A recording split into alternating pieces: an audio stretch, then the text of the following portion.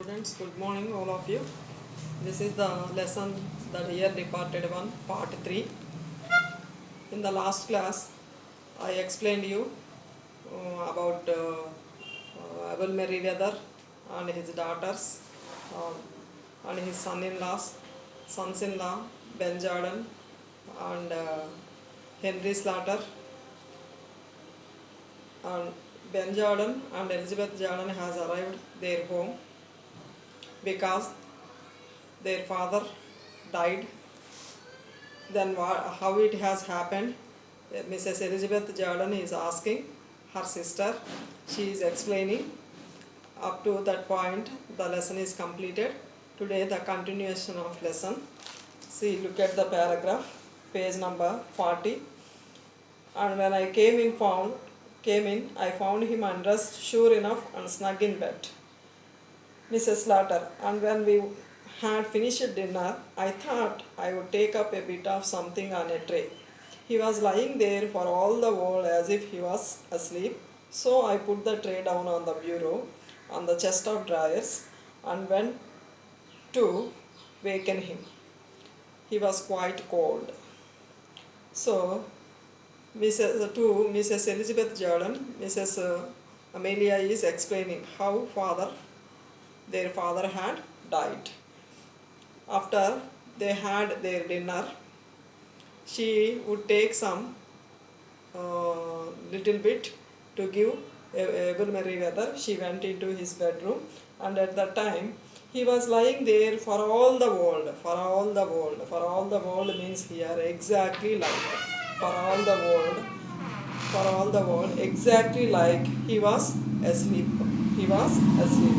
So I put the tray down on the bureau, correcting herself on the chest of drawers. Actually, before their coming, the bureau was in the room.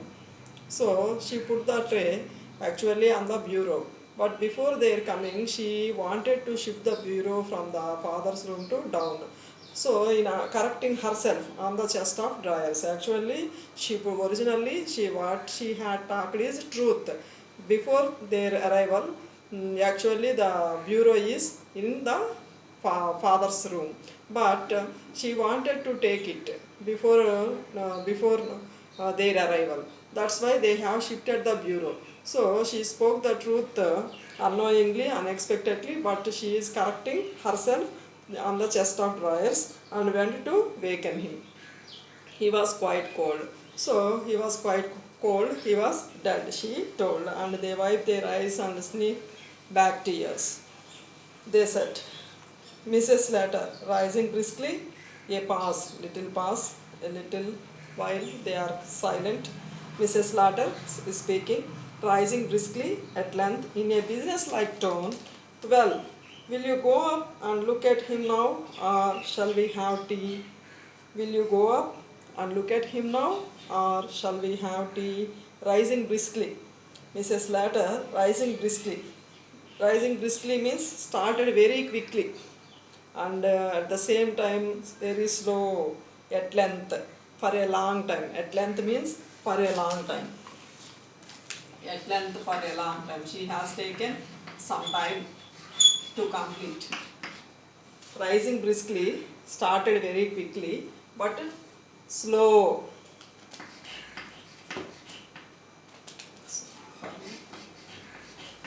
Long time. For a long time. And in a business-like tone. She is speaking in business meeting. In a business-like tone. She is speaking in a business meeting like tone. Well, will you go up to see him now, or shall we have tea? Whether they would like to see the dead body or having tea, she is asking. She is asking Mrs. Jordan and Ben Jordan. Mrs. Jordan, what do you say, Ben? What do you say? Whether we take tea or to see the dead body? Ben, I am not particular. Actually, this man Ben has no self-respect and individuality. He followed his wife. What she says, he follows. He doesn't have any individuality. and Henry Slaughter also simply follows his wife Emilia Slaughter, because he couldn't say no. Emilia's suggestion to steal the bureau and shifting the bureau from her father's room to down, he couldn't say. So he has no individuality, just he follows her, he follows his wife's suggestion. Mrs. Jordan, surveying the table. Well, then, if the kettle's ready, we may as well have tea first. Okay, if the kettle is ready, we may have tea first, Mrs. Jordan spoke. Mrs. Slaughter puts the kettle on the fire and gets tea ready. Henry, one thing we may as well decide now is the announcement in the papers. So we have to give Henry, remember, to all, we have to give announcement in the papers, he said. Mrs. Jordan, I was thinking of that. What would you put what would you put? That means about Abel's death. Abel's death. The announcement is about Abel's death. What would you put? She said. A pause. They stopped talking for a moment. Then Mrs. Jordan, well, we'll think about it after tea. Well, we'll think about it after tea. They discuss after having tea. And then we'll look through his bits of things and make a list of them. There's all the furniture in his room. So in the meantime, we search, look through. Look through means search for. Look through, search for.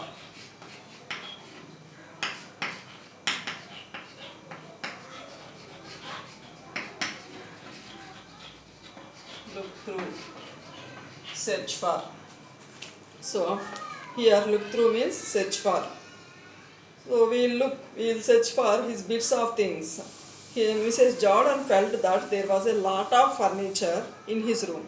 So she said, in the meantime, we'll search for the bits of things which are in his room. There's all the furniture in his room. Chairs, furniture means chairs, tables, sofa, etc. How many things are there in the room? We have to search for them first. In the meantime, we'll think, what would you put about Abel's death in the newspaper? So she said, in the meantime, we have to search for the bits of things in his room. Search for bits of them. In the opinion of Mrs. Jordan, Mrs. Jordan felt that there was a lot of things in his room. Furniture. Furniture is always singular. We should not say furnitures. Only we say furniture. Furniture means these all chairs, tables, sofa, this bureau, everything, stools, everything is called furniture. So she wanted to search for furniture first of all. Next, we will think about the announcement of Abel's death. So Henry, there's no jewelry or valuables of that sort. Henry says, there was no jewelry or valuables, nothing, no valuables. Mrs. Jordan, except his gold watch. He promised that to our Jimmy. Mrs. Jordan says, except his gold watch. Gold watch, she has remembered. His gold watch is there, and it was promised to Jimmy. He liked, Abel Merriweather liked Jimmy very much. She told. Mrs. Slaughter, promised your Jimmy? I never heard of that. Promised? I never heard of it. I don't know, she said. Mrs. Jordan, but he did, Amelia, when he was living with us. He was very fond of Jimmy.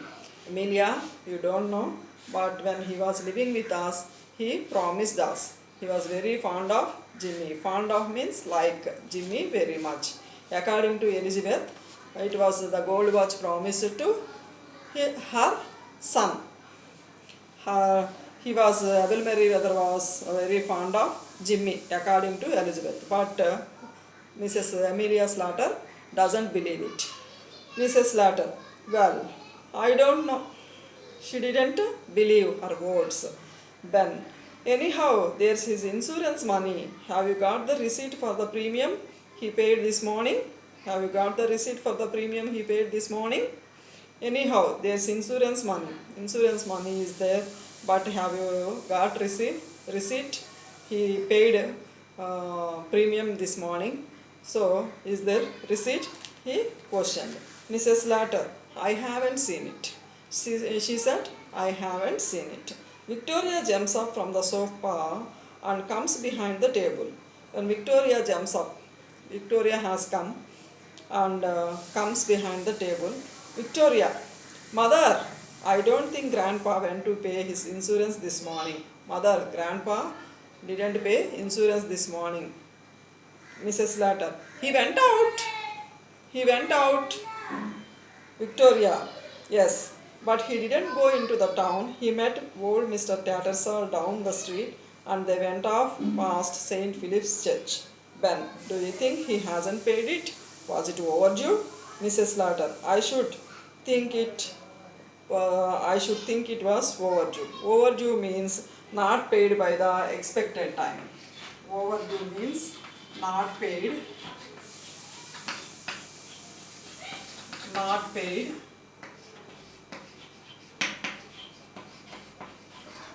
by the expected time. Not paid by the expected time. So, Mrs. Jordan, something tells me he hasn't paid it.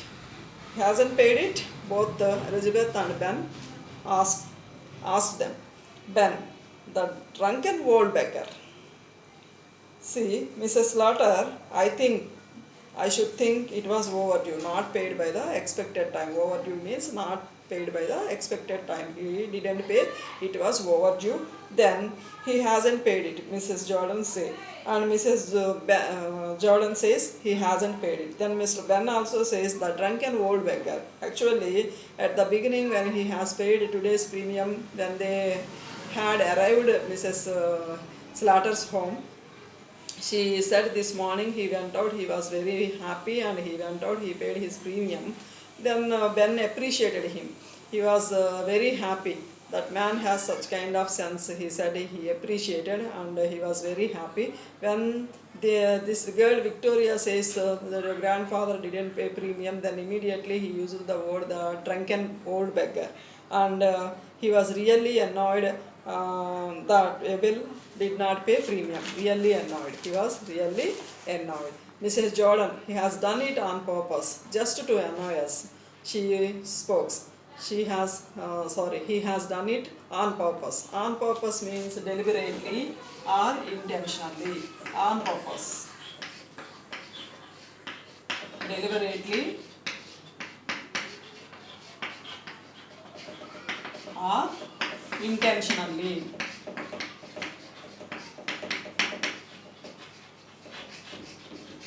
Deliberately or intentionally. So Mrs. Jordan says he has done it on purpose. Intentionally he has done it just to annoy us. They felt really annoyed. And Mrs. Latter, after all I have done for him, having to put up with him in the house these 3 years, it's nothing short of swindling. Swindling means cheating. Swindling, cheating somebody.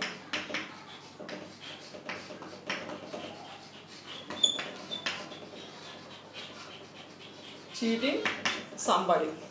So I have done how much service I did for all these 3 years, but just he didn't pay premium. It is nothing short of swindling.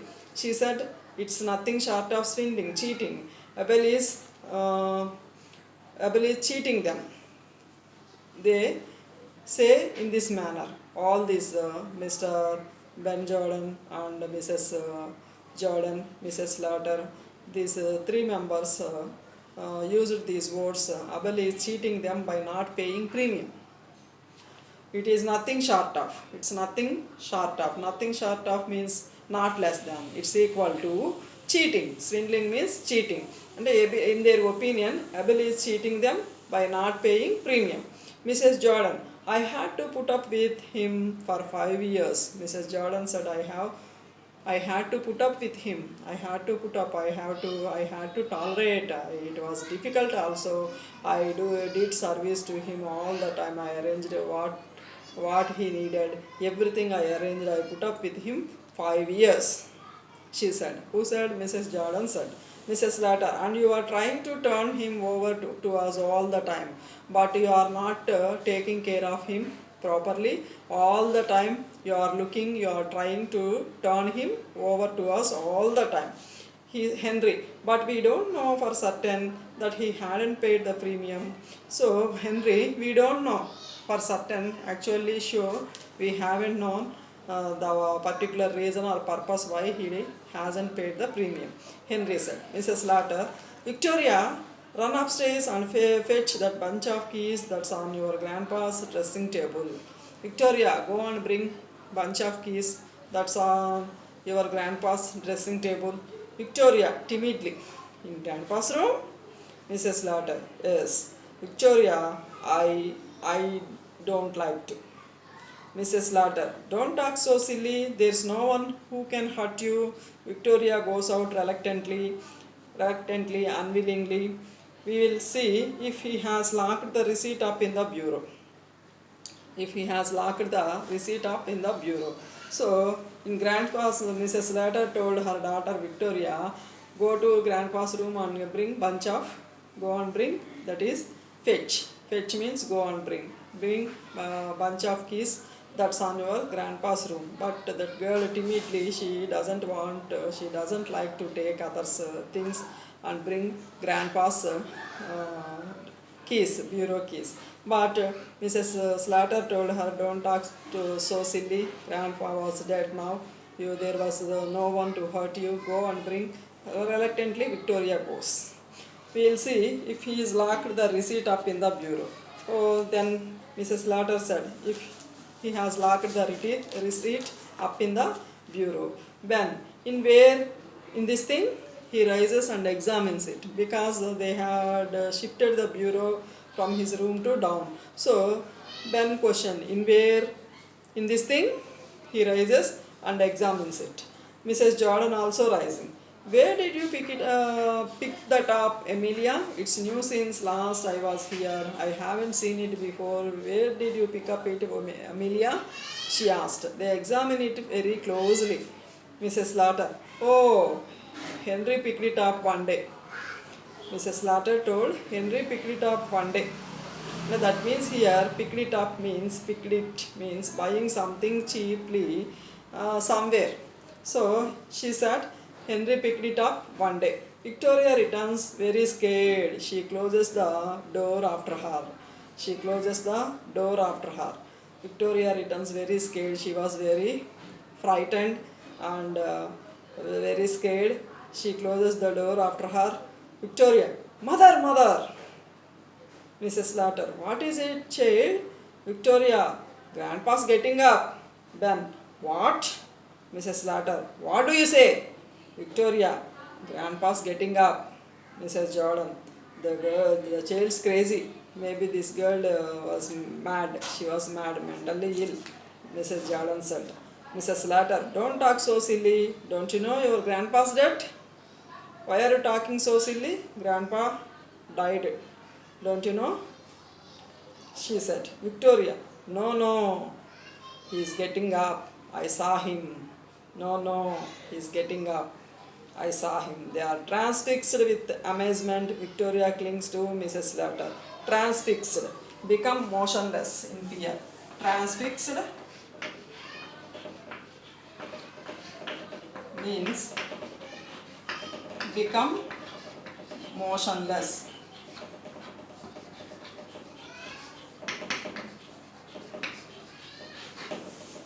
Become motionless. So with amazement, become motionless and surprised, Victoria hold on tightly to Mrs. Slater. Clings means hold on tightly to Mrs. Slater. Hold on tightly to Mrs. Slater. Ben. Hiss.